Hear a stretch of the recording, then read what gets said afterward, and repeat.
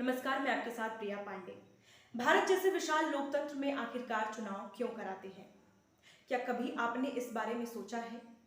क्या कभी आपने सोचा है कि बस एक वोट के जरिए आप अपना पूरा अधिकार किसी दूसरे व्यक्ति को सौंप देते हैं? और हमारे अधिकार कौन-कौन से हैं? हमारा अधिकार स्वतंत्रता का अधिकार है। हमारा अधिकार शोषण के विरुद्ध का अधिकार है। हमारा अधिकार धार्मिक स्वतंत्रता का अधिकार है। अपने धर्म और अपने संस्कृति की रक्षा करने के लिए हम खुद जिम्मेदार हैं। एक धर्म के आधार पर एक दूसरे को लड़ाने का काम जिस तरह से चुनाव प्रचार में किया जा रहा है वो सरासर गलत है। एक साधारण शब्द का प्रयोग किया जा रहा है, वो शब्द का नाम है सनातन। क्या आप जानते हैं सनातन का मतलब क्या होता है? सनातनी कौन है? इस शब्द का चुनाव से क्या संबंध है?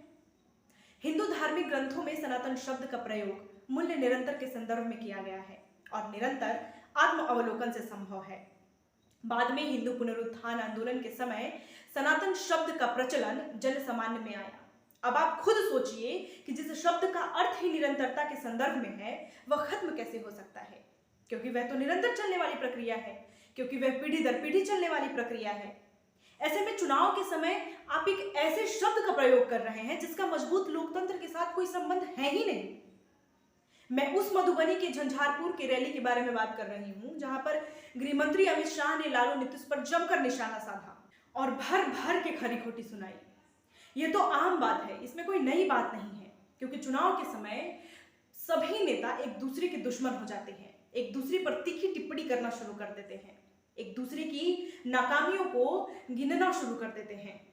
अब हमें समझने की जरूरत यह है कि जो यह गलतियां चुनाव के समय गिनाते हैं उससे पहले क्यों नहीं करते? अमित शाह जी तब कहां थे जब लॉकडाउन में लाखों की संख्या में बिहारी मजदूर सड़क पर भूखे तड़प रहे थे? तब तो किसी ने कुछ नहीं बोला। हाँ, लेकिन नीतीश जी ने बोला नहीं, करके दिखाया। उन्होंने किया यह कि सारी सरकारी स्कूलों को क्वारंटाइन सेंटर बना दिया।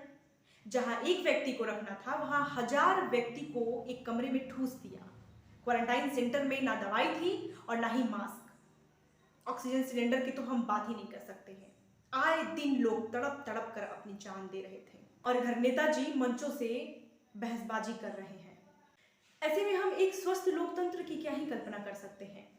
जहां आपको स्वास्थ्य, शिक्षा, रोजगार की बात करनी चाहिए, वहां पर आप स्कूल की छुट्टियों के बारे में बात कर रहे हैं। आपके हाथ में रैली के दौरान वह पर्ची होनी चाहिए जिसमें आम जनता के दुख और दर्द शामिल हो, ना कि यह तस्वीर का लोकतंत्र से दूर दूर तक का रिश्ता नहीं है।